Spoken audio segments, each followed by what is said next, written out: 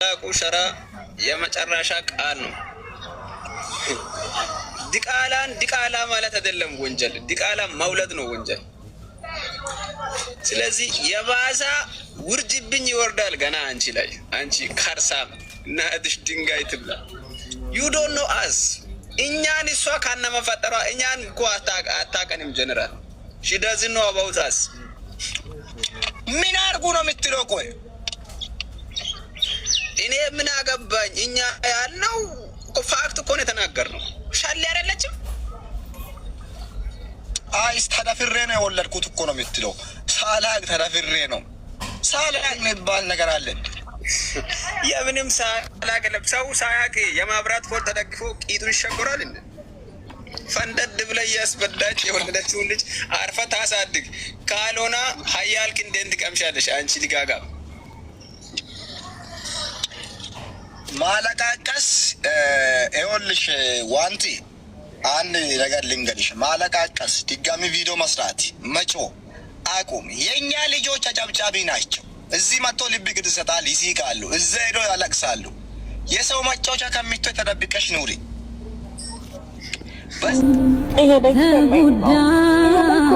ግን አይታይም፣ እንደደከመኝ አይታይም።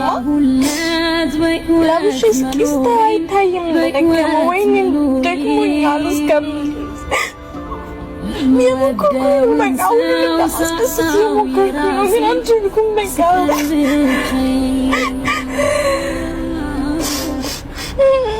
ዝም አልኩኝ በጣም ብዙ ጊዜ፣ ግን አልቻልኩም። አሁን ላይ ደግሞ እየደከመኝ ነው። እውነቴን ነው። እንዴት ልንገራችሁ ቤተሰቦቼ? ያው ምንም ቤተሰብ የለኝም ከእናንተ ውጭ። አሁን ደግሞ ግን እየሰለቸኝ ነው። ህይወት መግፋት ራሱ ከብዶኛል። ህይወቴ ከብዶኛል፣ አስጠልቶኛል። እቺ ነኝ እኔ ዋንቲያ። አይታይም፣ እንደደከመኝ አይታይም። ሰላም። እቺ እህታችን የትላንት ህይወቷን እያስታወሱ ትላንት የተፈጠረውን በልጅነቷ የተፈጠረባትን ነገር እያስታወሱ በልጅነቷ በተፈጠረው ነገር የወለደቻትን ልጅ እያስታወሱ ልጅቷ ዛሬ እረፍት እንድታገኝ እያደረጓት አይደለም። በቁስሏ ላይ እንጨት እየሰከሰቁ ራሷን እንድታጠፋ እየገፋፏት ነው። እቺ ልጅ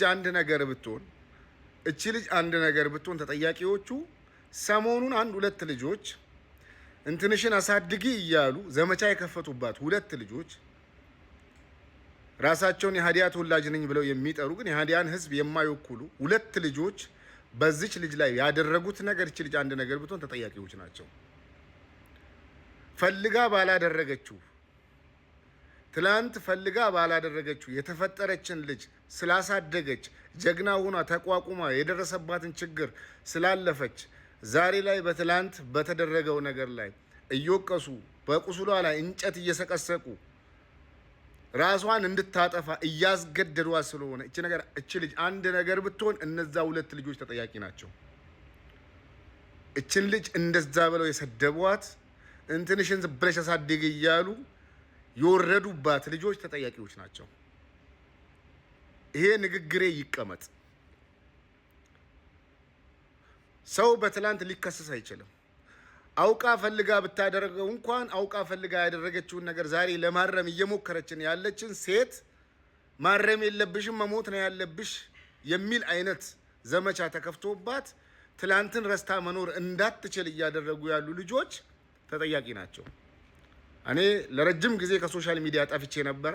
ይሄንን ስታለቅስና ስታነባ አይቼ ግን ሳልናገር ማለፍ አልቻልኩም። ምክንያቱም የ8 እህቶች ወንድም ነኝና